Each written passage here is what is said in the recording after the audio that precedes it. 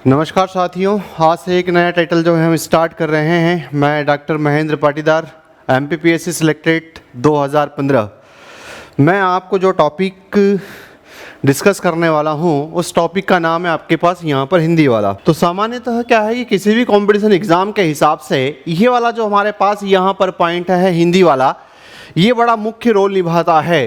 यदि हम यहाँ पर किसी एग्ज़ाम का हिस्सा हैं, यदि उसमें यहाँ पर 70 क्वेश्चंस आते हैं तो ये मान करके चलिए कि हमको 69 लाने होते हैं। ये यदि अगर हम ले आते हैं तो हमारा परफॉर्मेंस बहुत ज़्यादा अच्छा होता है।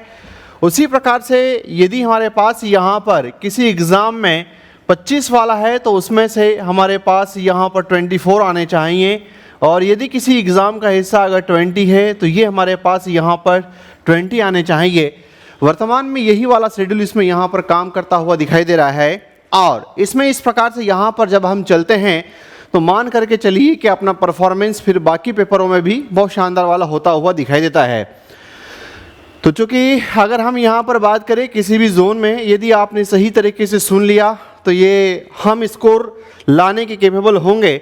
इसके पीछे रीज़न ये है कि कम से कम ये मान कर चलिए कि हमें इस टाइटल को, हिंदी वाले टाइटल को जो है पढ़ाते पढ़ाते यहाँ पर हो गया है 20 साल के आसपास या 19 साल के आसपास हम इस टाइटल को यहाँ पर पढ़ा रहे हैं, और कई बार कई सारे विद्यार्थियों ने इसमें शानदार वाला परफॉर्मेंस किया है। सबसे पहले यहाँ पर जब इसमें शुरू करते हैं तो बात आती है आपके पास यहाँ पर व्याकरण से। तो सबसे पहला नाम आपके पास यहाँ पर आता है व्याकरण का। यदि अगर आपसे ये पूछ लिया जाए कि व्याकरण किसे कहते हैं, तो कई बार जो है वो हमारे मन में आता है कि व्याकरण का कॉन्सेप्ट क्या है, इसकी परिभाषा क्या हो सकती है, सही तरीके से हम नहीं जानते। फिर कभी कभी ऐसा लगता है कि क्या व्याकरण वाला जो कॉन्सेप्ट है, क्या हमारे पास इसकी यहाँ पर परिभाषा आती है या आएगी, तो आंसर आता हुआ दिखाई देता है कि यस, व्याकरण के संदर्भ में हमारे पास यहाँ पर इसकी परिभाषा कई बार आती हुई दिखाई देती है। यदि मैं यहाँ पर एक सिंपल सा कॉन्सेप्ट लेकर के अगर चलूँ तो उसमें यहाँ पर बात आती है, एक शब्द है आपके पास यहाँ पर नियम। ये मान लो अगर आपको शब्द है याद, तो ये मान करके चलिए कि हम यहाँ पर व्याकरण की परिभाषा सही तरीके से इसमें बना सकते हैं, या इसको सही तरीके से इंटरप्रेट कर सकते हैं या ट्रीट कर सकते हैं। कहने का मतलब है यहाँ पर कि नियम क्या। तो जैसे ऐसा होता है कि जैसे अगर आपसे कभी कोई पूछता है कि बेसिकली संविधान क्या होता है, कॉन्स्टिट्यूशन क्या होता है, तब आप और हम इसमें यहाँ पर चर्चा करते हैं कि बेसिकली इसमें ये एक प्रकार की किताब है, और इस किताब में क्या लिखा हुआ है, तो आंसर आता है कि इसमें यहाँ पर नियम है, और नियमों को हम यहाँ पर जिस नाम से इंटरप्रेट करते हैं वो हमारे पास क्या जाते हैं इसमें, तो आंसर जाता है कि पूरे के पूरे नियम जो है वो अनुच्छेद फॉर्म में वहाँ पर रखे हुए हैं। तो इसी बात को लेकर के इसमें आपने कह दिया कि अच्छा ठीक है, एक प्रकार की किताब है जिसमें यहाँ पर कई सारे नियम होते हैं जिससे हमारा देश चलता है। इसी प्रकार से जब अगर आप इसकी बात करते हो तो इसमें भी उन्होंने कहा कि यहाँ पर नियम होते हैं, तो फिर अगला पॉइंट ये खड़ा होता है कि किस बात के नियम होते हैं, तो उसने कहा कि भाषा के। अब यहाँ पर भाषा को क्या करना है, तो उसने कहा कि जब हम भाषा की बात करते हैं तो भाषा के अध्ययन की इसमें कहीं ना कहीं बात आती हुई दिखाई देती है। तो भाषा के नियमों का जिस शास्त्र के अंतर्गत अध्ययन किया जाता है उसे हम जिस नाम से जानते हैं वो कहलाता है कॉन्सेप्ट आपके पास यहाँ पर व्याकरण। और इसका बहुत सिंपल सा कॉन्सेप्ट ये गया कि चूंकि जब हम कॉम्पिटिशन एग्जाम में बैठे हैं तो कहते हैं कि यहाँ पर क्या हम ये बड़ी बड़ी परिभाषाएं याद कर पाएंगे, तो आंसर आता है इसमें कि बड़ी बड़ी परिभाषाएं जो है वो हम इसमें यहाँ पर याद नहीं कर पाएंगे। तो उस सेंस में हमारे पास यहाँ पर यदि हम कीवर्ड थेरेपी लेकर के चलते हैं, यदि हमारे पास यहाँ पर कीवर्ड जो है वो थेरेपी है, तो मान करके चलिए कि अपना कॉन्सेप्ट इसमें यहाँ पर बहुत बढ़िया बनता हुआ दिखाई देगा। तो पहली परिभाषा इसमें यहाँ पर क्या गई इसमें, तो इसमें यहाँ पर परिभाषा चली गई कि भाषा के अध्ययन के लिए जिन नियमों का अध्ययन किया जाता है उसे हम जिस नाम से जानते हैं वो कहलाता है आपके पास यहाँ पर व्याकरण। अब इसमें यहाँ से फिर आगे दो बढ़ते हैं। तो बेसिकली चूँकि कई बार हम इसमें जब चर्चा करते हैं तो हमारे पास यहाँ पर नाम है, एक है इसमें संस्कृत भाषा, दूसरा हमारे पास जो नाम इसमें आता है वो है इसमें हिंदी। यदि यहाँ पर इन दोनों के कॉन्टेक्स्ट में एक प्रश्न पूछ लिया जाए, व्याकरणाचार्य का नाम अगर पूछ लिया जाए कि वो व्याकरण का आचार्य कौन है, व्याकरण का आचार्य कौन है संस्कृत के पॉइंट ऑफ व्यू से? तो यहाँ पर जब हम इसमें नाम देखते हैं तो इसमें नाम आता है अपने पास, वो टाइटल है यहाँ पर पाणिनि का। इसमें जो नाम आता है वो पॉइंट आपके पास पाणिनि का है। और इधर की तरफ यदि अगर यहाँ पर आप नाम लेते हैं तो ये नाम आपके पास आता है पंडित। दूसरा इसमें यहाँ पर पूरा नाम है इनका कामता, और उसके बाद में आपके पास प्रसाद, और उसके बाद में आपके पास गुरु। ये इनका यहाँ पर पूरा नाम आता हुआ दिखाई देता है। तो कहने का मतलब हमारे पास यहाँ पर यह है कि संस्कृत के पॉइंट ऑफ व्यू से यदि अगर हम यहाँ पर बात करें तो इसमें यहाँ पर कि संस्कृत के व्याकरण के आचार्य कौन है, तो संस्कृत के व्याकरण के आचार्य के रूप में जिस व्यक्ति का नाम इसमें यहाँ पर आता हुआ दिखाई देता है वो पॉइंट अपने पास यहाँ पर क्या है, तो आंसर इसमें पाणिनि। उसी प्रकार से यहाँ पर हिंदी के व्याकरण आचार्य के रूप में यदि अपने से कोई नाम पूछ ले कि क्या है, तो वो आंसर इसमें यहाँ पर जाता है पंडित कामता प्रसाद गुरु का नाम इसमें लेते हुए दिखाई देते हैं। इट मीन्स दोनों ही प्रश्न कई बार कई सारी कॉम्पिटिशन एग्जाम में यहाँ पर पूछे गए हैं कि संस्कृत के व्याकरण के आचार्य का नाम क्या है, तो आंसर आपके पास जाता है यहाँ पर पाणिनि। और हिंदी के व्याकरण के आचार्य का नाम क्या है, तो वो है आपके पास पंडित कामता प्रसाद गुरु। अब जब ये वाला कॉन्सेप्ट यहाँ से आगे की तरफ हो जाता है तो फिर यहाँ से इसमें एक चर्चा ये होती है कि ये जो व्याकरण है, इस व्याकरण के अंतर्गत कौन कौन से विभाग आते हुए दिखाई देते हैं। तो व्याकरण के विभागों की बात करें या व्याकरण की अगर हम यहाँ पर डिपार्टमेंट्स की बात करते हैं इसमें, तो व्याकरण के विभाग या डिपार्टमेंट में इसका जो नाम आता है वो आपके पास है, एक तो है वर्ण, दूसरा है आपके पास यहाँ पर शब्द या फिर अपन इसमें कहते हैं पद, और तीसरा इसमें जो नाम आता हुआ दिखाई देता है वो नाम इसमें यहाँ पर क्या है, तो आंसर अपने पास जाता है यहाँ पर वाक्य का। इट मीन्स कहने का तात्पर्य यह है कि व्याकरण के कितने विभाग माने गए हैं, तो बेसिकली ये पॉइंट आपके पास आता है कि व्याकरण के 3 विभाग माने जाते हैं, और उन 3 विभागों के नाम हमारे पास यहाँ पर क्या है, तो वो नाम आता है वर्ण विभाग, दूसरा है आपके पास शब्द या पद विभाग, और तीसरा नाम आता है वाक्य। इनके मध्य यहाँ पर हमेशा जो है गलत उत्तर ये आता है कि क्या व्याकरण के अंतर्गत ये वाला विभाग नहीं होता, आंसर है नहीं। क्या व्याकरण के अंतर्गत ये वाला विभाग नहीं होता, आंसर है नहीं। क्या व्याकरण के अंतर्गत ये वाला विभाग नहीं होता, तो आंसर आता है इसमें यहाँ पर नहीं। क्या अगर इन सब के बोस की बात कर ली जाए तो व्याकरण के अंतर्गत जो है वो आपके पास इसका विभाग आता है, तो आंसर आता है इसमें यहाँ पर नहीं। कहने का मतलब ये है कि जो छंद होता है, जो रस होता है, जो अलंकार होता है, इसको हम यहाँ पर या जो काव्य का जो हिस्सा होता है वो व्याकरण का हिस्सा नहीं माना जाता। इट मीन्स कभी कभी कहा जाता है कि हम पढ़ते हैं, आंसर है हाँ, लेकिन हम यहाँ पर कितना क्वालिटी वाला पढ़ते हैं, या कभी कभी हमारे पास यहाँ पर गलत आंसर्स जो होते हैं उनके भी अगर प्रॉपर तरीके से रिस्पॉन्स अगर आ जाए तो ये पॉइंट हमारा इसमें यहाँ पर गलत नहीं होगा। कहने का मतलब है कि हम पहले से इसमें समझ करके चलें। अब ये उत्तर आता है कि इसे व्याकरण का हिस्सा क्यों नहीं माना जाता। जैसे अगर मान लो अपने से कोई पूछ ले कि हम छंद को, रस को, अलंकार को व्याकरण का हिस्सा क्यों नहीं मानते, तो यहाँ पर बात ये ऐसी आती हुई दिखाई देती है कि चूंकि ये पूरा का पूरा है आपके पास काव्य की जब अगर हम बात करते हैं तो ये टाइटल है आपके पास यहाँ पर कविताएं। जब कविताओं की यदि अगर हम यहाँ पर बात करते हैं तो ये कविताओं का कनेक्शन कभी भी व्याकरण से नहीं रहा। कहने का तात्पर्य यह है कि कविताओं की सहायता से क्या हम व्याकरण नहीं सीख सकते हैं, तो आंसर है कि हाँ, नहीं सीख सकते, क्योंकि कई बार कविताओं में जब छंद की दृष्टि से इनको लिखना होता है तो वो वहाँ पर नहीं ऐसा लिख लेते हैं। क्या हमको ये वाला नहीं मान्य होगा, आंसर है नहीं, क्योंकि जब अगर हमको यहाँ पर सही वाले नहीं की अगर हम आवश्यकता पड़ती है तो हम यहाँ पर जिस पॉइंट को लिखते हैं वो हमारे पास पॉइंट ये वाला है, तो इसलिए हम इसको यहाँ पर कैसे कहें या किस पॉइंट ऑफ व्यू से इसे कहें कि ये वाला पॉइंट हमारे पास इसमें आता हुआ दिखाई देगा। तो इसलिए इसमें जब यहाँ पर कहते हैं तो उस पॉइंट ऑफ व्यू से ये कहोगे कि ये आपके पास यहाँ पर व्याकरण का हिस्सा नहीं है। फिर यहाँ से इसमें जब अगर हम आगे की तरफ बढ़ें तो सबसे पहला पॉइंट आपके पास यहाँ पर आता है, वो है इसमें एक शब्द है अक्षर, एक पॉइंट है आपके पास यहाँ पर वर्ण। इनकी परिभाषाएं कई बार हमारे सामने यहाँ पर चर्चा के लिए कंपटीशन एग्जाम के हिसाब से आती है कि वर्ण किसे कहते हैं या अक्षर हम यहाँ पर किसे कहते हैं। तो सबसे पहला पॉइंट आपके पास अक्षर आता है, तो इसमें हम यहाँ पर एक पॉइंट लिखते हैं, वो पॉइंट आपके पास है यहाँ पर क्या, तो आंसर है ध्वनि। मतलब ये कहा जाता है कि यदि इसमें आपको यहाँ पर परिभाषा को याद रखना है या अगर परिभाषा को बनाना है तो परिभाषा जो है वो इसके सहारे आपको याद हो जाएगी। इट मीन्स वो यहाँ पर क्या कहना चाहते हैं, इसकी सहायता से वो क्या आपको याद करवाना चाहते हैं। तो उन्होंने कहा कि ये जो मुख से निकलने वाली जो ध्वनियाँ होती है, जो मुख से निकलने वाली जो ध्वनियाँ होती है, उन ध्वनियों को हम यहाँ पर जिस नाम से जानते हैं वो पॉइंट कहलाते हैं अक्षर। फॉर एग्जाम्पल के लिए जैसे मैंने क कहा या ख कहा या ग है या ज है या प है या फ है, तो ये इस प्रकार की जो आइडियोलॉजी है उसमें यहाँ पर क्या कहलाई, तो आंसर आपके पास आता हुआ दिखाता है कि ये क, ये ख, ये ग, ये घ, ये वाले टाइटल आपके पास यहाँ पर कहलाते हैं, उसमें वो है अक्षर, मुख से निकलने वाली ध्वनियाँ। और मुख से निकलने वाली ध्वनियों को ही हम जिस नाम से जानते हैं वो पॉइंट कहलाता है अक्षर। एक परिभाषा ये हो गई।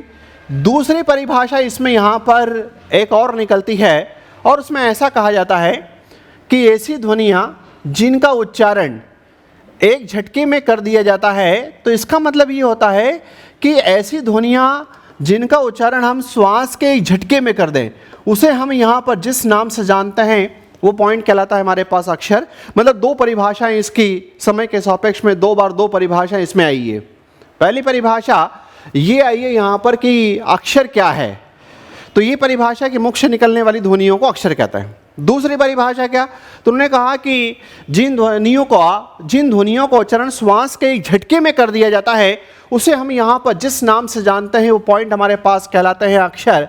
इसीलिए इन्होंने यहाँ पर समय के सापेक्ष में नाम रखे। उन्होंने कहा कि एक टाइटल हमारे पास यहाँ पर होता है, वो है इसमें एक अक्षरी। अब एक अक्षरी का नाम क्या है, तो जैसे इसमें यहाँ पर आंसर आया कि आ वाला जो पॉइंट है वो एक अक्षरी कहलाया। अगर यहाँ पर अपने से कहता है कि द्विअक्षरी इसमें क्या है, तो द्विअक्षरी में जब हम यहाँ पर लेते हैं तो एग्जाम्पल आपके पास इसमें आया कि एक, और ये दूसरा आपके पास पॉइंट या, तो ये आया आपके पास आया, इट मीन्स यहाँ पर द्विअक्षरी। फिर अगर हम यहाँ पर इसमें बात करें तो एक नाम आपके पास आता है इसमें त्रिअक्षरी। इसकी जब बात करते हैं तो ये पॉइंट आपके पास इसमें क्या है, तो आंसर इसमें यहाँ पर आएगा ये वाला टाइटल इसमें यहाँ पर क्या कहलाया, तो ये कहलाया त्रिअक्षरी। फिर अगर मान लो अगर आ जाए कि चतुराक्षरी जो है वो आपके पास क्या कहलाते हैं, तो इसको और अगर जब आप आगे की तरफ बढ़ा दोगे तब आप यहाँ पर कहोगे कि ये जो शब्द है और उसमें यहाँ पर आने वाला पॉइंट आइएगा, तो ये वाला पॉइंट इसमें क्या कहलाया, तो आंसर आपके पास यहाँ पर चतुराक्षरी के रूप में जाना और पहचाना जाएगा। अब क्या ऐसा लगता है कि कंपटीशन एग्जाम के हिसाब से इस प्रकार के एग्जाम्पल हमको याद रखने की आवश्यकता पड़ेगी, तो आंसर आता है कि नहीं। ऐसा इसलिए क्योंकि यहाँ पर इनके नाम से ही स्पष्ट है। ठीक है, अब चलते हैं यहाँ से वर्ण की परिभाषा। जैसे अपन ने यहाँ से इधर की तरफ एक एरो बनाया और यहाँ पर ये लिख दिया, ये वाला पॉइंट इसमें लिख दिया लिखित, है ना। जब अगर ये वाला पॉइंट लिख दिया इसमें, तो इस वाले पॉइंट को यहाँ पर जिस नाम से जाना गया वो क्या कहलाए, इसमें यहाँ पर वर्ण। अब कैसी परिभाषा बनेगी, तो उन्होंने कहा है कि जो ध्वनियाँ हैं उन जब ध्वनियों को हम लिख देते हैं, जो हमारे पास यहाँ पर ध्वनियाँ हैं, इन ध्वनियों को जब हमारे द्वारा लिख दिया जाता है तो इसके लिखे हुए रूप को हम यहाँ पर जिस नाम से जानते हैं वो पॉइंट कहलाते हैं आपके पास वर्ण वाला। अब इसमें यहाँ पर यह है कि ध्वनियों का लिखित रूप हमारे पास कहलाता है वर्ण। दूसरा कि ये ऐसी ध्वनियाँ हैं जिनको हम यहाँ पर सार्थक खंडों में विभाजित नहीं कर सकते। मतलब ये इस प्रकार के टाइटल है हमारे पास जिनको सार्थक खंडों में हम यहाँ पर तोड़ नहीं सकते, विभाजित नहीं कर सकते। इस प्रकार की ध्वनियों को हम जिस नाम से जानते हैं वो पॉइंट हमारे पास कहलाते हैं वर्ण। क्या कभी इस बात पर विचार किया, जैसे मान लो अगर आपने सुना होगा इसमें एक वर्णमाला है ना, ऐसे ही एक नाम होता है अपने पास अक्षरमाला। तो कभी आपने ऐसा सुना कि जो हमारे पास अक्षरमाला होती है इसको हम वर्णमाला कहते हैं लेकिन अक्षरमाला क्यों नहीं कहते हैं? जैसे अगर हमारे से कोई प्रश्न करता है कि हम उसे वर्णमाला क्यों कहते हैं, अ अनार आ इमली ई वाला जो पॉइंट होता है उसको हम यहाँ पर वर्णमाला क्यों कहते हैं, उसे अक्षरमाला क्यों नहीं कहते? तो बेसिकली बहुत सिंपल सा कॉन्सेप्ट इसमें जाता है यहाँ से निकल करके कि अगर मैं आपसे पूछूं कि आपको ये पता है क्या कि जो इंग्लैंड का जो संविधान है वो मौखिक रूप में है या लिखित रूप में, तो शायद हो सकता है कि आप उसमें से यहाँ पर बता सकते हैं कि जो संविधान है वो हमारे पास यहाँ पर मौखिक है या लिखित है। तो आप कहोगे कि जो इंग्लैंड का जो संविधान है वो हमारे पास मौखिक है ना, मतलब वहाँ का जो संविधान है वो लिखित नहीं है। लेकिन अगर आप भारत के संविधान की बात करते हो तो जो भारत का जो संविधान है वो आपको इसमें यहाँ कैसा मिलता है, तो आंसर इसमें आता हुआ दिखाता है कि वो लिखित रूप में मिलता है। कहने का मतलब ये हुआ कि इंग्लैंड का संविधान जो आपके पास है वो मौखिक रूप में है, हिंदुस्तान का संविधान आपके पास लिखित रूप में है। तो जो हम यहाँ पर अगर कहें कि उसे अक्षरमाला क्यों नहीं कहते, तो बहुत सिंपल सा इसमें यहाँ पर लॉजिक गया कि अक्षरमाला आप इसे इसलिए नहीं कहते क्योंकि वो उसमें वहाँ पर जो ध्वनियाँ हैं वो लिखी हुई नहीं है। जब आप वर्णमाला की बात करते हो तो आपने ये कहा कि क्या आपको आपकी वर्णमाला में अ अनार का या आ वाला पॉइंट या ई वाला पॉइंट या बड़ा ई या फिर आपके पास यहाँ पर इस श्रेणी को अगर हम बात करें तो ऐसे ही आपको लिखी हुई मिलती है, तो आप कहते हैं कि हाँ इस प्रकार से हमको इसमें यहाँ पर लिखी हुई मिलती है। तो इसलिए आपके पास यहाँ पर जो आने वाला पॉइंट होता है कि हम इसे जिस नाम से जानते और पहचानते हैं वो पॉइंट आपके पास यहाँ पर कहलाता है वर्णमाला। अब अगर आपसे ही पूछ लिया जाए कि भाषा की सबसे छोटी इकाई का नाम क्या है, यदि जैसे मान लो अगर हम आपसे प्रश्न पूछते हैं और उन्होंने एग्जामिनर ने कई बार इसको पूछ लिया कि भाषा की सबसे छोटी इकाई को आप किस रूप में इंटरप्रेट करते हैं या क्या कहलाती है, तो बता पाएंगे? भाषा की सबसे छोटी इकाई का नाम क्या है? Basic fundamental unit of language. It means यहां पर भाषा की सबसे छोटी इकाई क्या कहलाती है कुछ जानकारी? अब जैसे मान लो यहां पर इन्होंने कहा कि अक्षर है ना, तो क्या हम इसे अक्षर कहें, क्या हम ध्वनि कहें, क्या वर्ण कहें, क्या शब्द कहें या फिर क्या वाक्य कहें? मतलब ये जो 2-3 उत्तर आते हैं, तो इसमें यहाँ पर सबसे पहला लॉजिकली बात ये जाता है कि जिस समय उसने क्लियर, देखो ये प्रश्न क्या है कि भाषा की सबसे छोटी इकाई क्या है, बेसिकली ये प्रश्न वेग है। वेग का मतलब ये होता हुआ दिखाता है कि इसमें यहाँ पर स्पष्टता नहीं है, इसमें यहाँ पर क्लियरिटी नहीं है। जब अगर इस प्रकार के उत्तर होते हैं तब ये कहा जाता है कि आपको ऑप्शन देख करके उत्तर लगाना चाहिए। मतलब एक बात और ध्यान रखना कॉम्पिटिशन एग्ज़ाम के हिसाब से कि आप घर से याद करके चल गए कि मुझे ये लगाना है, तो कई बार जो है वो आपको उस उत्तर को लगाने का मौका नहीं मिलेगा। कहा यह जाता है कि कभी कभी चारों उत्तर उसमें वहाँ पर सही हैं, उसमें से सबसे ज़्यादा सही कौन सा है। जैसे अगर उसमें ऑप्शन आ जाए कि ध्वनि आ जाए, अक्षर आ जाए, वर्ण आ जाए, शब्द आ जाए, चारों ही उत्तर सही है, अब इसमें से सबसे ज़्यादा सही कौन सा है। दूसरी बात आपके पास यहाँ पर आता है कि कभी कभी चूँकि ऑनलाइन एग्ज़ाम का और इस प्रकार का ट्रेंड हो गया है, प्रश्न एग्जामिनर को कई सारे बनाने होते हैं, तब ये कहा जाता है चारों ही उत्तर गलत है। तब वहाँ पर आपको ये देखना पड़ता है कि सबसे कम गलत उत्तर कौन सा है।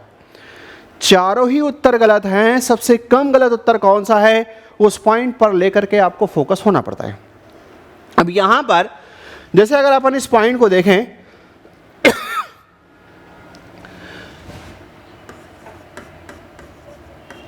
भाषा की सबसे छोटी इकाई क्या है, अगर आपके पास इस प्रकार के प्रश्न हैं, प्रश्न अगर ऐसा है और उत्तरों का नेचर जैसे मान लो उन्होंने इस रूप में दिया, ए लिया उन्होंने यहाँ पर ध्वनि, बी लिया जो है वो आपके पास यहाँ पर अक्षर, सी लिया इसमें यहाँ पर वर्ण और 4 लिया आपके पास शब्द, तो ऐसी स्थिति में इसका जो सटीक उत्तर यहाँ पर जाता हुआ दिखाई देता है कि भाषा की सबसे छोटी इकाई जिस रूप में आप लेते हो वो टाइटल आपके पास यहाँ पर क्या है, तो आंसर है इसमें ध्वनि। लेकिन अगर उसी प्रकार से एक प्रश्न और अगर पूछता है कि भाषा की सबसे छोटी मौखिक इकाई क्या है, तो उसका आंसर आपके पास यहाँ पर जाता है, वो है इसमें यहाँ पर ध्वनि। पर यदि वो प्रश्न का नेचर ऐसे बना दे कि भाषा की सबसे छोटी लिखित इकाई का नाम क्या है, तब इसका उत्तर जाता है वो है आपके पास यहाँ पर वर्ण। और अगर उस प्रश्न को ऐसा बना दें कि भाषा की सबसे छोटी अर्थगत लिखित इकाई कौन सी हैं, तो उसका उत्तर जो है वो आपके पास यहाँ पर जाता है, वो है आपके पास यहाँ पर शब्द। और इसी प्रकार से थोड़ा सा अगर चेंज वो कर ले कि वाक्यगत संरचना की दृष्टि से, वाक्यगत संरचना की दृष्टि से आपके पास यहाँ पर भाषा की सबसे छोटी इकाई क्या होती है, तब उसमें जो है आंसर आपके पास यहाँ पर जाता हुआ दिखाई देता है, वो है वाक्य। कहने का मतलब है कि प्रश्न एक है, आप घर से याद जो करके जाते हैं उसके बिहाव पर कॉन्सेप्ट चलने वाला नहीं है। हमारे अंदर जो लीडिंग के 4 या 5 प्रश्न होते हैं जिनसे अपने को लीडिंग लेने हैं, उन लीडिंग लेने वाले कॉन्सेप्ट में आपको कहीं ना कहीं यहाँ पर डिसीजन लेना होगा। उन 4 उत्तरों में से किसी एक बेस्ट उत्तर का चयन करना पड़ेगा। ठीक है, तो अभी तक हमने यहाँ पर इसमें 3 बातें जो है वो डिस्कस की है कि व्याकरण हम किसे कहते हैं, उसके बाद में पॉइंट आया आपके पास कि अक्षर हम यहाँ पर किसे कहते हैं, और एक पॉइंट आपके पास आया कि वर्ण किसे कहते हैं। इसी के मध्य एक बात आपके पास यहाँ पर, जैसे अपन ने जिसकी चर्चा करते हैं तो उसमें आता है ये वाला कॉन्सेप्ट कि वर्णमाला किसे कहते हो। अगर इसकी परिभाषा पूछ ली जाए कि वर्णमाला हम यहाँ पर किसे कहते हैं या किस रूप में जानी जाती है, तो क्या बताएंगे आप कि वर्णमाला किसे कहते हैं?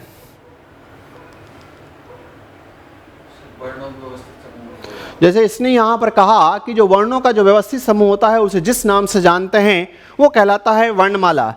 पर इसमें यदि मान लो अगर ये नाम लिख दिया जाए इस प्रकार से, तो क्या ये परिभाषा सही होती कि वर्णों का क्रमबद्ध समूह वर्णमाला कहलाता है? क्या ये परिभाषा सही कहलाती? अगर ये परिभाषा केवल ऐसी आ जाती कि वर्णों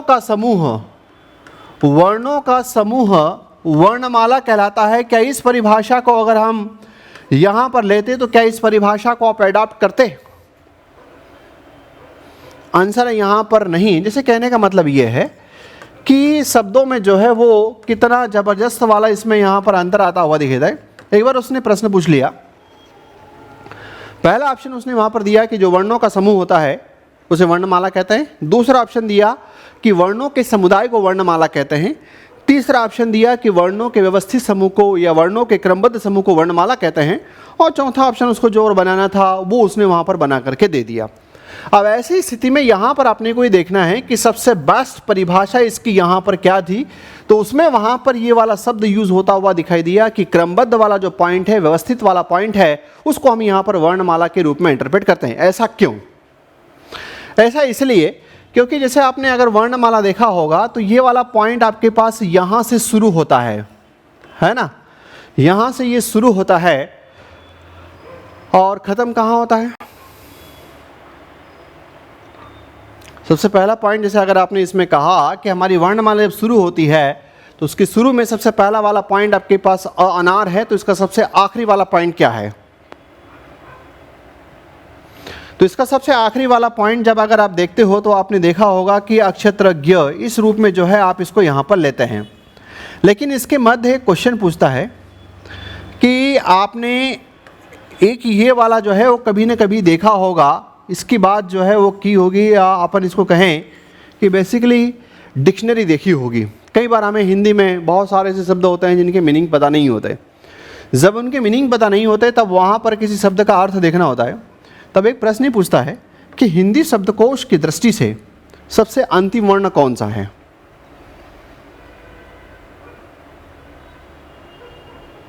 कुछ आइडिया?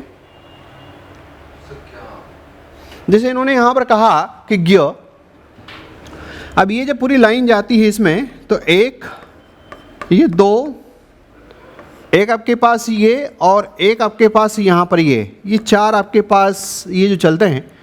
जैसे जब हम इसमें आगे पढ़ेंगे तब इस पॉइंट को जब आप देखोगे तो यहाँ पर ये जो ज्ञ वाला जो कॉम्बिनेशन है वो इन दो का मेल है।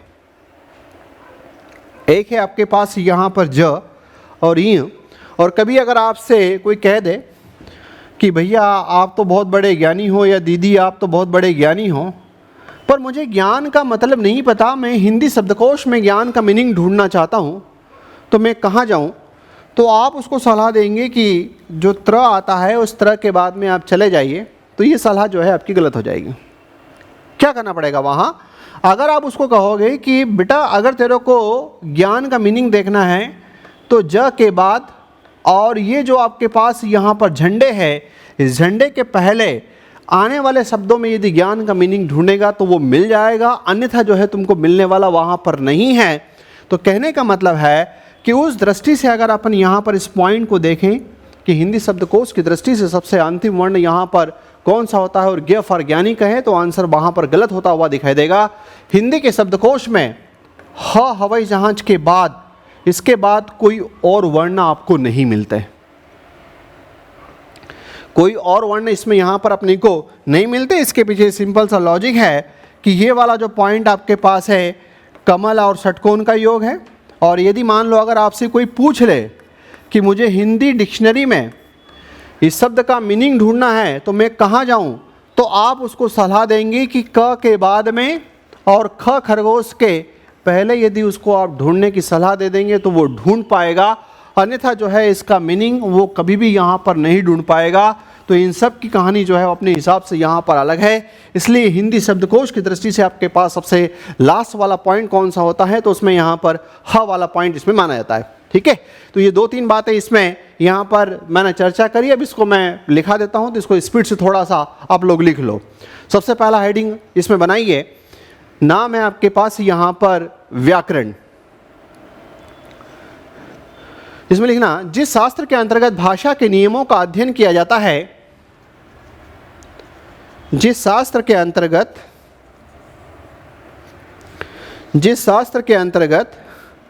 भाषा के नियमों का अध्ययन किया जाता है,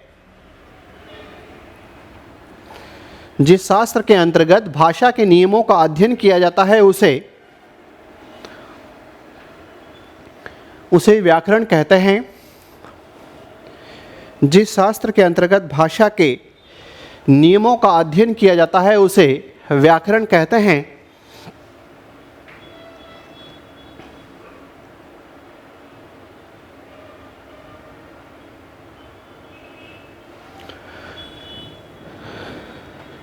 फिर नीचे लिखना, संस्कृत व्याकरण की दृष्टि से प्रसिद्ध व्याकरण आचार्य पाणिनि माने जाते हैं। संस्कृत व्याकरण आचार्य की दृष्टि से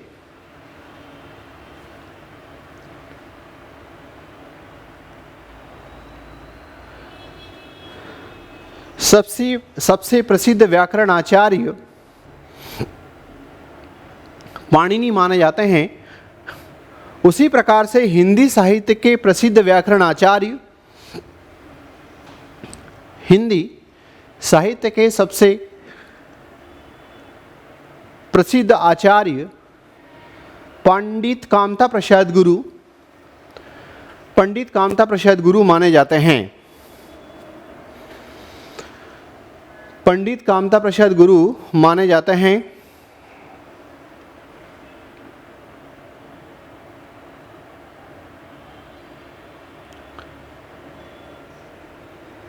लेकिन कुछ हिंदी साहित्य के विद्वान, किशोरीदास वाजपेयी, ये नाम भी लिख लेना, ज़रूरत पड़ सकती है, लेकिन कुछ हिंदी साहित्य के विद्वान किशोरीदास वाजपेयी को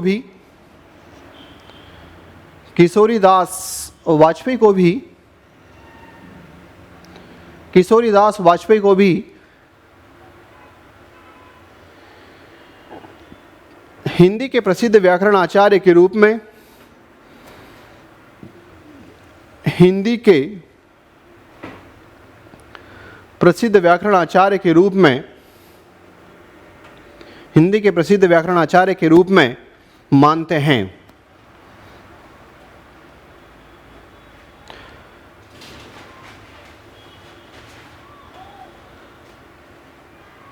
ठीक है, यहाँ पर अपने को बेसिकली ऐसा ध्यान रखना है कि बाई चांस उसमें कभी कभी अगर जब दोनों का नाम हो, जैसे ऑप्शन वहाँ पर ऐसा लिखा हो कि पंडित कामता प्रसाद गुरु दूसरा लिखा हुआ हो, उसमें वहाँ पर किशोरीदास वाजपेयी, तीसरा लिखा हो अगर वासुदेव नंदन प्रसाद, और चौथा लिखा हो अगर पृथ्वीनाथ पांडे, इस प्रकार के अगर 4 ऑप्शन हो तो उसमें सबसे बेस्ट उत्तर का जो चुनाव होगा वो है आपके पास जो है पंडित कामता प्रसाद गुरु का।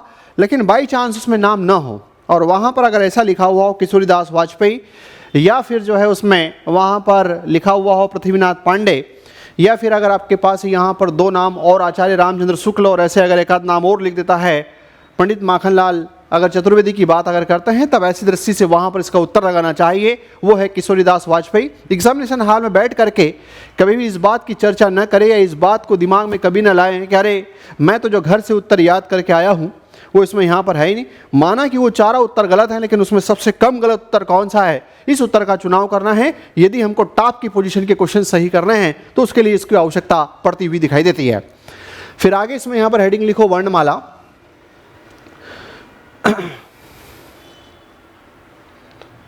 इसमें लिखना वर्णमाला। वर्णों के व्यवस्थित समूह को, वर्णों के व्यवस्थित या क्रमबद्ध समूह को वर्णमाला कहा जाता है। वर्णों के व्यवस्थित या क्रमबद्ध समूह को, वर्णों के व्यवस्थित या क्रमबद्ध समूह को, वर्णों के व्यवस्थित या क्रमबद्ध समूह को वर्णमाला, वर्णों के व्यवस्थित या क्रमबद्ध समूह को वर्णमाला कहा जाता है।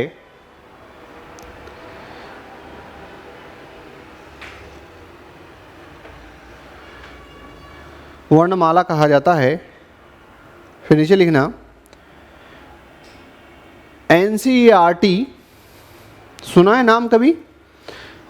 आजकल एक चर्चा का विषय बना है, चाहे यूपीएससी का बने पेपर, चाहे एमपीपीएससी का, या चाहे जीएस के पॉइंट ऑफ व्यू से आपके कर्मचारी चयन मंडल का या प्रोफेशनल एग्जामिनेशन बोर्ड का। कहा यह जाता है कि जब भी अगर इसमें किसी प्रकार की विवाद की स्थिति आती है तो फाइनल आंसर काउंट करते हैं कि एनसीईआरटी ने उसमें क्या लिखा है, एनसीईआरटी ने जो लिखा है वो मान्य इसमें होता है।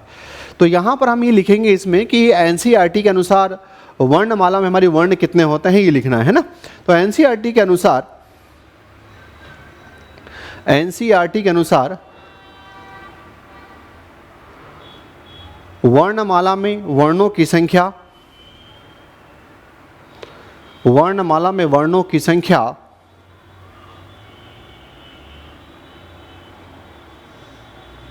52 होती है। इसी बात का समर्थन केंद्रीय हिंदी निदेशालय, इसी बात का समर्थन केंद्रीय हिंदी निदेशालय, केंद्रीय हिंदी निदेशालय, केंद्रीय हिंदी निदेशालय आगरा के द्वारा भी किया गया है। इसी बात का समर्थन केंद्रीय हिंदी निदेशालय आगरा के द्वारा भी किया गया है।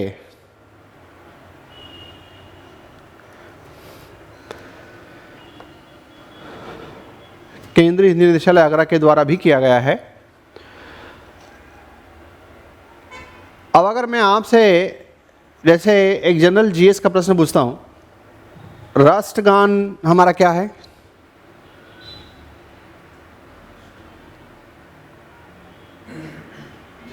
जन गण मन। राष्ट्रगीत क्या है? वंदे मातरम। बांग्लादेश का राष्ट्रगान क्या है?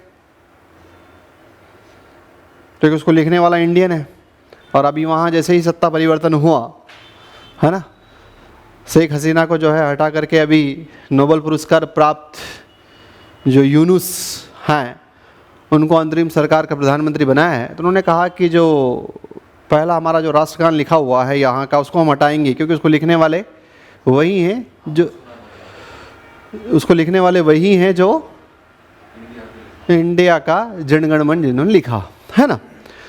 इंडिया वाला जो राष्ट्रगान है इसको गाने में कितना समय लगता है? 52 सेकंड। हमारी हिंदी की वर्णमाला में कितने वर्ण होते हैं? 52 वर्ण होते हैं। 52 सेकंड में आप राष्ट्रगान गा देते हो तो ये मान करके चलिए कि क्या 52 सेकंड में हिंदी की वर्णमाला में जो 52 वर्ण होते हैं उनको हम लिख सकते हैं? आंसर है कि हाँ, है ना। कोई डिफिकल्ट टास्क तो है नहीं, हम इसमें लिख सकते हैं। तो मैं आपको 52 सेकंड का समय दे रहा हूँ, आप अपने उसमें हिंदी में अपनी नोट्स में जो है वो वर्णमाला के 52 वर्ण कौन कौन से हैं वो लिख करके देखो क्या स्थिति आपकी रहती है। फिर चलते हैं आगे। जैसा भी आए, सीखने की प्रोसेस में गलतियां होगी, इस बात से कभी डरा नहीं जाता। इसलिए आप जो हैं लिखें जैसा भी आपको आ रहा है, और अनार से उसमें शुरू होता है।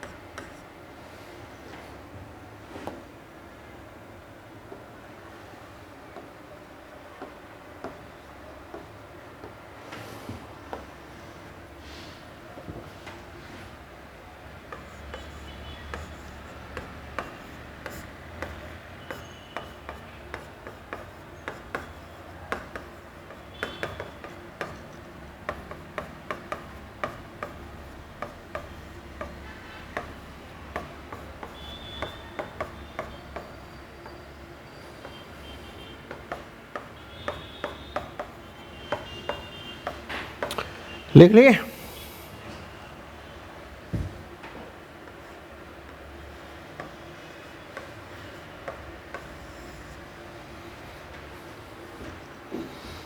पूरे आ गए 52?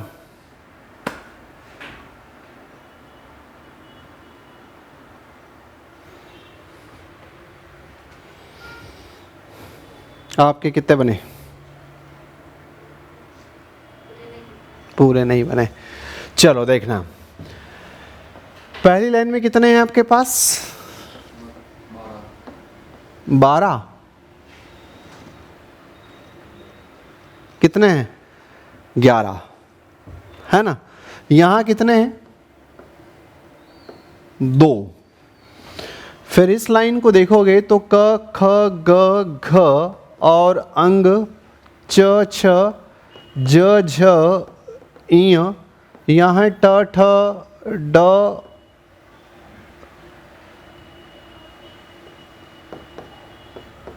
ढ अण, यहाँ त थ द ध न, है ना। यहाँ से लेकर के ये जो है बॉक्स आपके पास 25 का, ये वाले 2 का बॉक्स और ये 4-4 के आपके पास 3 बॉक्स, तो ये है 12। तो 11 और 2 13, 13 और 25 38, 38 और 2 40, 40 और 12 आपके पास यहाँ पर कितने हैं? तो आंसर इसमें आता हुआ दिखाता है वो पॉइंट इसमें 52।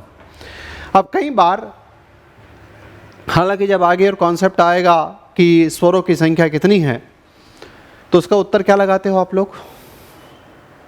जैसे यहाँ मेरे पास इधर जगह थी, उसके बावजूद मैंने इन 2 को नीचे उतारा, है ना। तो अगर आपसे ये पूछा जाए कि स्वरों की संख्या कितनी है तो उत्तर क्या लगाओगे? 11। एक बार उसने क्या स्मार्टनेस प्रश्न बनाया, उन्होंने प्रश्न ऐसा बनाया कि हिंदी वर्णमाला में एक विदेशी स्वर सहित स्वरों की संख्या कितनी है। प्रश्न को हल्का सा मोल्ड किया, जो घर से आप रट करके गए, जो याद करके गए, उसको उसने वहाँ पर चेंज कर दिया और उसने ऐसा कहा कि हिंदी वर्णमाला में एक विदेशी स्वर सहित स्वरों की संख्या कितनी है। तो लोगों ने उस शब्द पर गौर नहीं किया कि इसने यहाँ पर एक टाइटल, एक नया शब्द डाल दिया, वो है विदेशी। और कुछ लोगों ने उसमें उत्तर 11 लगा दिया, कुछ ने उसका उत्तर 13 लगा दिया और उत्तर आ गया 12। क्योंकि जब वहाँ पर हम उसमें आगे की तरफ, हालांकि ये सब चर्चाएं उसमें होगी, ये वाला जो आपके पास यहाँ पर जो पॉइंट है, ये वाला पॉइंट इसमें इंक्लूड होता है, तो ये 11 और 1 योग जो है वो जाता है, तब यहाँ पर आपके पास कहानी 12 हो जाती है। लेकिन इसको यहाँ पर अभी जोड़ने से वर्णमाला को आपको डिस्टर्ब करने की आवश्यकता नहीं है। वर्णमाला में आपके पास यहाँ पर जो जोन जाएगा वो इसी रूप में इसमें होगा। अब इसमें यहाँ पर यह है कि क्रम से आपको इसलिए पता होना चाहिए, एक बार प्रश्न इन पर है, इस वाले टाइटल पर ये कि किसके आगे कौन और किसके पीछे कौन। उसने एक बार पूछा कि जो षटकोण है वो सकर से पहले आता है, क्या लाइन सही है? जैसे इसको आप पढ़ते हो यहाँ पर, अभी इसका प्रोनाउंसिएशन देखेंगे जब इसका क्लासिफिकेशन, इसमें जो है उसने ये कहा कि षटकोण सकर से पहले आता है, तो ये स्टेटमेंट ट्रू है या रॉन्ग है, सत्य है या असत्य है। तो इसका उत्तर क्या लेंगे? असत्य है। क्योंकि अगर इसको ऐसे कहते कि षटकोण सकर के बाद आता है तो सही है, पर अगर ऐसा कहता है कि षटकोण सकर से सरपंच से पहले आता है, तब उत्तर वहाँ पर ये सही था, क्योंकि सरपंच से पहले षटकोण आपके पास आता है। तो इट मीन्स यहाँ पर पूरी की पूरी श्रृंखला, और जब ये आ जाते हैं तब कंफ्यूज हो जाते हैं। ऐसे ही एक इस लाइन से यहाँ पर बन जाते हैं कि इनमें ये 2 में जो है वो कभी कभी कंफ्यूज हो जाता है कि ये बेसिकली इसमें से आगे पीछे यहाँ पर कौन आगे आएगा कौन पीछे आएगा, ये ध्यान न देने की वजह से कई बार इसमें यहाँ पर गलती हो जाती है। तो थोड़ा सा इस बात को लेकर के इसमें फोकस बना करके रखें कि हमारा पॉइंट जो है वो इसमें यहाँ पर गलत न हो। ये पॉइंट अपने पास यहाँ पर आना चाहिए। उम्मीद करता हूँ कि जो है वो आपने इसको इसी प्रकार से लिखा होगा या इसी प्रकार से इसको देखा होगा, है ना। चलें आगे। लिख लिया सही वाला? लिख लो इसको, अगर नहीं लिखा हो तो फटाफट स्पीड से 52 सेकेंड में, या कहीं उसमें जोड़ा जाड़ी करना हो तो जोड़ लो आपने जो लिखा है, या ऐसे इसको लिख लो।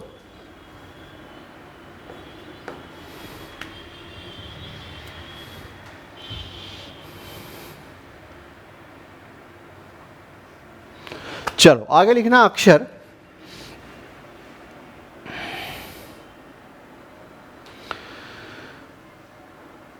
मुख से निकलने वाली ध्वनियों को अक्षर कहा जाता है। मुख से निकलने वाली ध्वनियों को अक्षर कहा जाता है।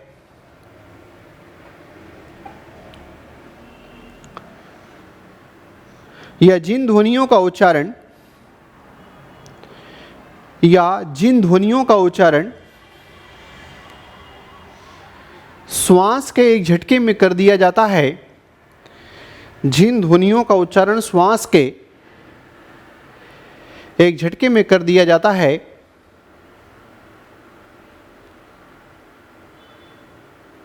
उसे अक्षर कहते हैं। श्वास के झटके में कर दिया जाता है, उन्हें अक्षर कहते हैं।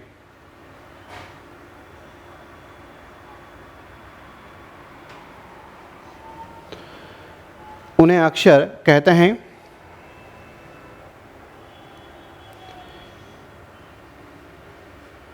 अक्षर को कई भागों में वर्गीकृत किया गया है। अक्षर को कई भागों में वर्गीकृत किया गया है। कई भागों में वर्गीकृत किया गया है, जैसे एक अक्षरी,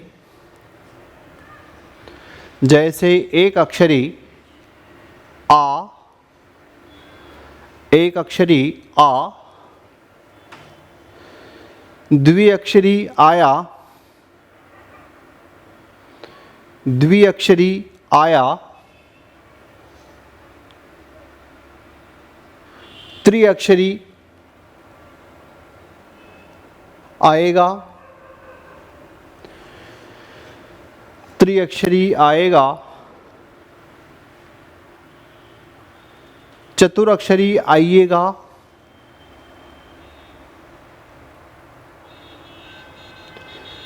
चतुरअक्षरी आइएगा।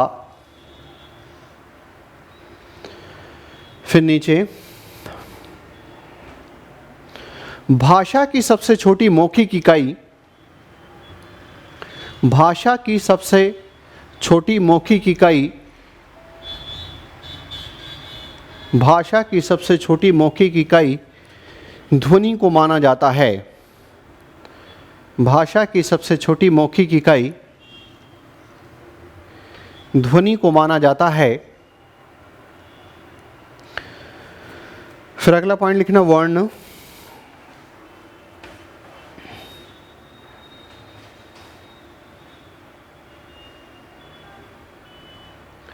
ध्वनियों के लिखित रूप को वर्ण कहा जाता है। ध्वनियों के लिखित रूप को वर्ण कहा जाता है। ध्वनियों के लिखित रूप को वर्ण कहा जाता है।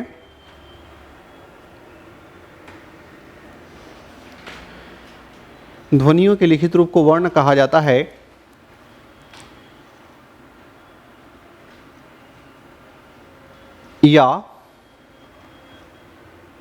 या जिन ध्वनियों को सार्थक खंडों में विभाजित नहीं किया जा सकता, जिन ध्वनियों को सार्थक खंडों में विभाजित नहीं किया जा सकता, जिन ध्वनियों को सार्थक खंडों में विभाजित नहीं किया जा सकता, सार्थक खंडों में विभाजित नहीं किया जा सकता, उन्हें वर्ण कहते हैं। उन्हें वर्ण कहते हैं। इसी संदर्भ में भाषा की सबसे छोटी लिखित इकाई, इसी संदर्भ में भाषा की सबसे छोटी लिखित इकाई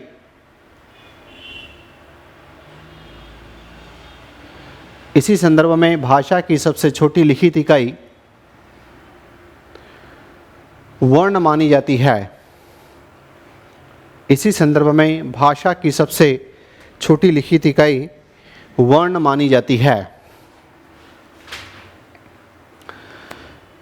फिर अगला पॉइंट लिखना है इसमें यहां पर शब्द का।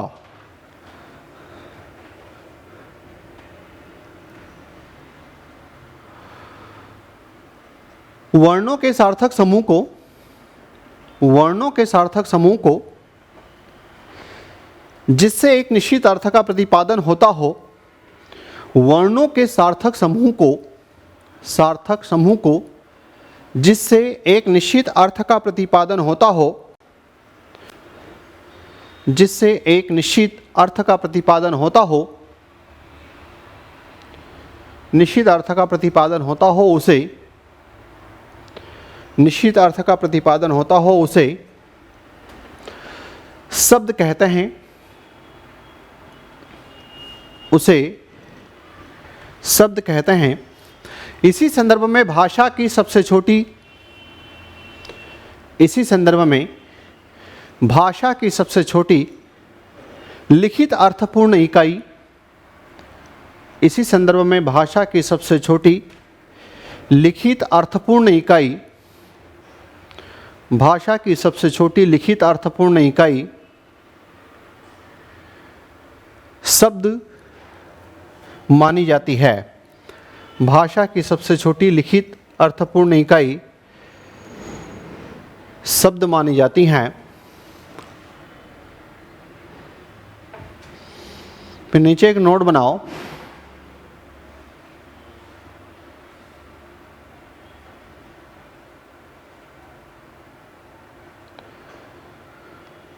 हिंदी शब्दकोश की दृष्टि से सबसे अंतिम वर्ण, हिंदी शब्दकोश की दृष्टि से सबसे अंतिम वर्ण,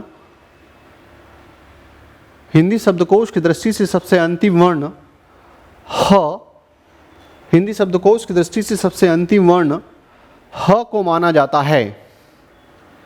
हिंदी शब्दकोश की दृष्टि से सबसे अंतिम वर्ण ह को माना जाता है। फिर नीचे व्याकरण के आचार्यों के अनुसार, व्याकरण के आचार्यों के अनुसार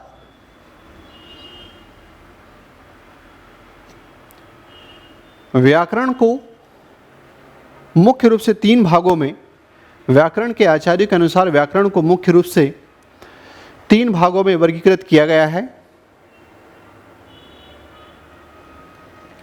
व्याकरण को मुख्य रूप से तीन भागों में वर्गीकृत किया गया है। नंबर 1 वर्ण विभाग,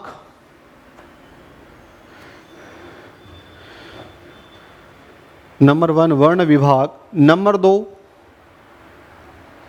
शब्द या पद विभाग, नंबर 2 शब्द या पद विभाग, शब्द या पद विभाग, और नंबर 3 वाक्य विभाग।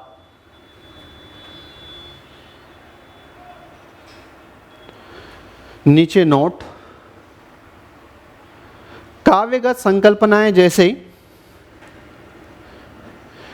काव्यगत संकल्पनाएं जैसे रस छंद अलंकार को, काव्यगत संकल्पनाएं जैसे रस छंद अलंकार को, काव्यगत संकल्पनाएं जैसे रस छंद अलंकार को व्याकरण के विभाग नहीं माने जाते, व्याकरण के विभाग नहीं माने जाते।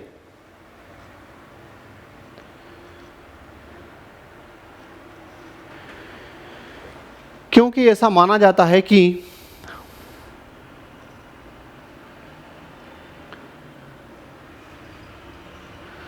कविताओं की सहायता से, क्योंकि ऐसा माना जाता है कविताओं की सहायता से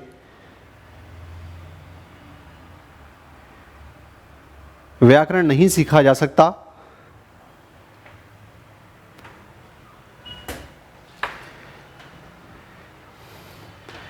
इसलिए यदि किसी हिंदी साहित्य के विद्वान के, इसलिए किसी हिंदी साहित्य के विद्वान की भाषागत शुद्धता की जांच करने के लिए, भाषागत शुद्धता की जांच करने के लिए, भाषागत शुद्धता की जांच, भाषागत शुद्धता की जांच करने के लिए नाटक, कहानी, एकांकी, उपन्यास, रिपोर्टाज, नाटक, कहानी, एकांकी, रिपोर्ताज, संस्मरण, एकांकी, कहानी, नाटक, रिपोर्ताज, संस्मरण जैसे साहित्य की विवेचना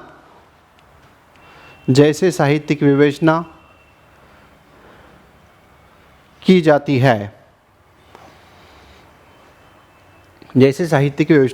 है, मतलब इसमें यहाँ पर ऐसा माना जाता है कि यदि किसी विद्वान में कितना जो है वो ज़बरदस्त तरीके से वो व्याकरण की दृष्टि शुद्ध लिखता है, तो उसमें कविताओं वाले पोर्शन को, उसके रस छंद अलंकार को कभी उससे वहाँ पर उसकी जांच नहीं होगी।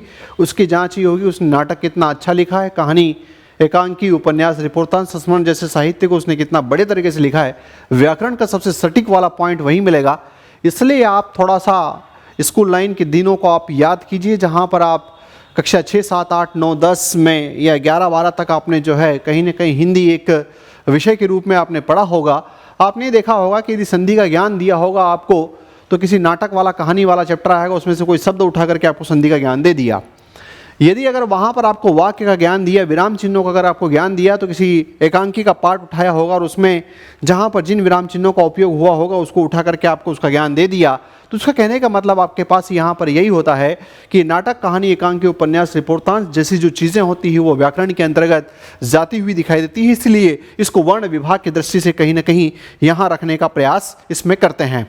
ठीक है, तो ये पॉइंट अपने पास यहाँ पर वर्णमाला वाला जो है, इसमें एक बेसिक कॉन्सेप्ट इसका क्या होता है, इसकी परिभाषा वाला, ये इसमें यहाँ पर हम आगे की तरफ आए। अब एक प्रश्न कई बार चर्चा का विषय ये बनता है कि ये जो वर्णमाला है,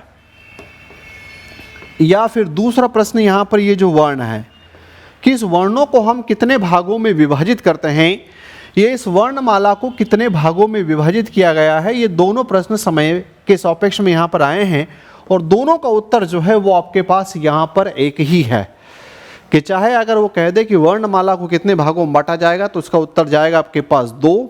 यदि हमारे पास यहाँ पर वर्णों को आप कितने भागों में बांटते हो, तो इसका उत्तर यदि पूछते हैं तो 2। यदि आपसे अगर पूछा जाए कि वो 2 पॉइंट कौन कौन से हैं, तो उसमें एक नाम आपके पास स्वर का जाता है और दूसरा पॉइंट आपके पास यहाँ पर व्यंजन का जाता है।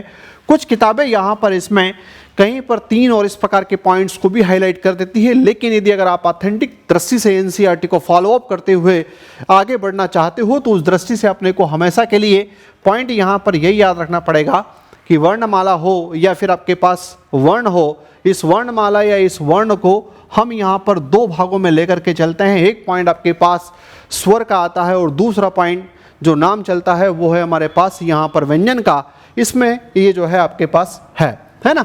अब ये स्वर वाला कॉन्सेप्ट क्या होता है, व्यंजन वाला कॉन्सेप्ट क्या होता है, ये आगामी वाली जो क्लास होगी उस आगामी वाली क्लास में इसको, इट मीन्स यहाँ पर कल इसको यहाँ पर देखेंगे कि स्वर का कॉन्सेप्ट क्या है, व्यंजन क्या है और स्वर को कितने भागों में विभाजित किया गया है, व्यंजनों का क्लासिफिकेशन क्या है। इसकी चर्चा जो है वो नेक्स्ट क्लास में यहाँ पर करेंगे। आज इस क्लास को यहीं रोकते हैं। जय हिंद।